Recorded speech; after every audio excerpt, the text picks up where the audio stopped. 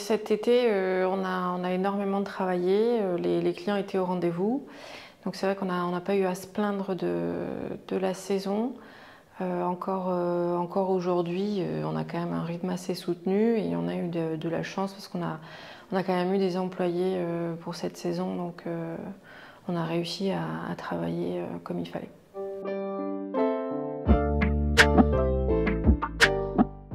C'est sûr que 50 ans de 2 étoiles, ce n'est pas rien. Après 70 ans installés à Magescq, c'est vrai qu'on commence à faire partie de l'histoire de Magescq.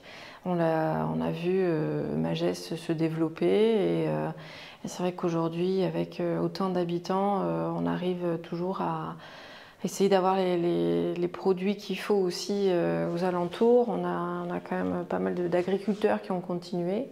Malgré toutes les constructions qui ont été faites autour. Donc c'est vrai qu'on a quand même pas mal de chances de faire partie de l'histoire de Magescq.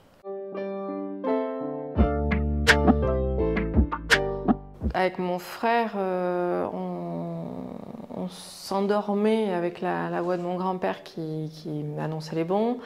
Le matin, on se réveillait, parce qu'à l'époque, il n'y avait pas de cellule de refroidissement, donc on avait les grosses gamelles, les grosses marmites avec les fonds de sauce, avec les bouillons de homard et des choses comme ça. Et depuis toute petite, en fait, je vois et j'évolue dans cet univers. Et c'est vrai que même si on n'a pas vécu les 50 années d'étoiles, on a fait partie de cette vie-là depuis tout petit.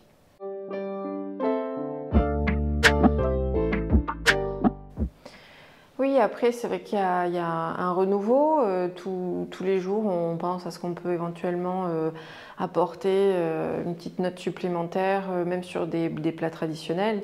On est quand même garant d'un savoir-faire et d'une gastronomie culinaire vraiment purement terroir. Et c'est vrai qu'on a à cœur de transmettre par notre cuisine le savoir-faire de tous les artisans et tous les agriculteurs qui nous entourent et qui nous accompagnent tous les jours. Et c'est vrai qu'on a de la chance aussi parce que c'est une éternelle découverte. Là, on a toujours les cacahuètes de Souston avec la ferme d'Arrigade. Et puis on a Léa Groc, notre maraîchère.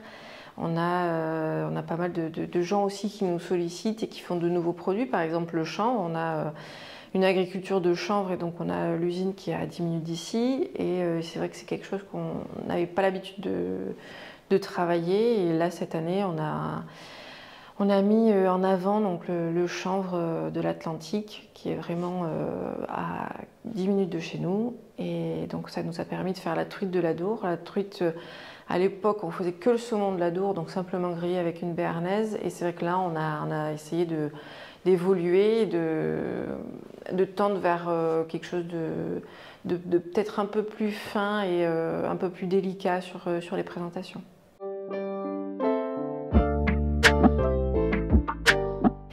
Donc la carte d'automne au relais de la Poste, bien évidemment, ce sont les gibiers. Donc là, la saison va commencer début octobre, donc la chasse va démarrer et donc on attend toujours avec impatience cette période-là. C'est une grosse période pour nous aussi, énormément de travail. On a le lièvre à la royale, c'est la même chose. On est vraiment sur quelque chose qu'on essaye de garder, de préserver, donc des techniques que les jeunes ne voient plus aussi aujourd'hui.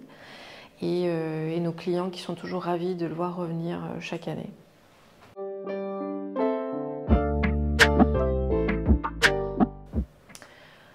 Alors cet été sur la carte, on a remis le carpaccio. C'est vrai que c'est quelque chose qui nous suit depuis quelques années déjà, le carpaccio de langoustine, mais on essaye de le renouveler à chaque fois, une nouvelle garniture, un nouvel assaisonnement. Et là c'est vrai que cette année on est tombé sur des petits pois, sur une marinade acidulée et c'est vrai que les gens, après on a une nouvelle présentation également et les gens sont assez, enfin nos clients ont été assez réceptifs par rapport à cette nouvelle recette, mais qui nous suit voilà, depuis des années. Le carpaccio de langoustine, c'est vraiment quelque chose qui fait partie de la carte.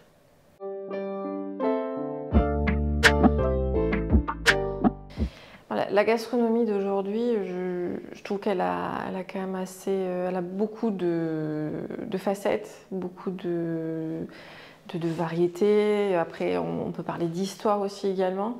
C'est vrai que pour notre histoire gastronomique, on est vraiment sur de la typicité, sur du terroir et sur quelque chose de...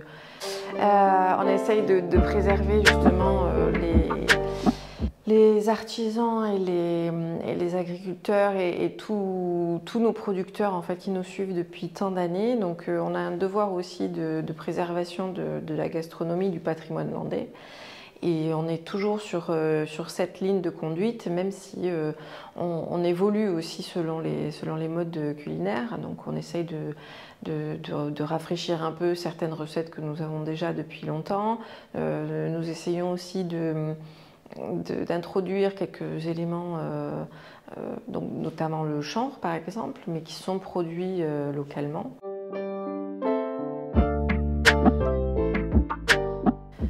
Forcément, quand on parle de passation, on réfléchit énormément, on s'imagine beaucoup de scénarios. Après, à savoir lequel va être choisi, on ne sait pas encore.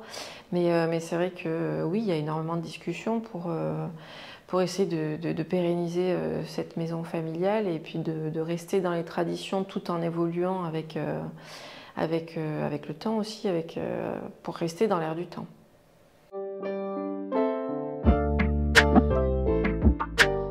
Voilà, donc là nous sommes dans le mois de septembre et donc les vendanges vont arriver la fin du mois et nous avons essayé de grouper un peu les deux petites choses qu'on voulait mettre en avant, donc à savoir les vendanges parce que pour nous c'est tous les ans et c'est vrai que chaque année c'est toujours un stress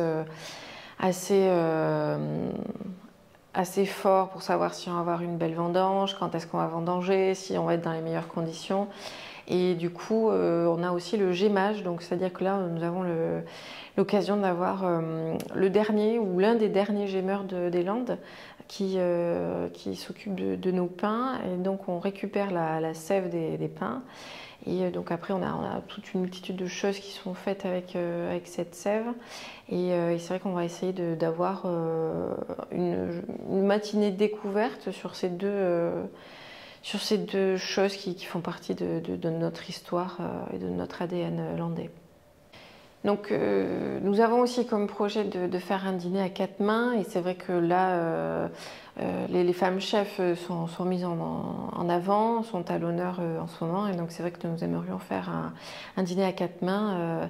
C'est vrai que là nous avons le projet avec André Rosier de faire quelque chose cet hiver et donc voilà, affaire à suivre.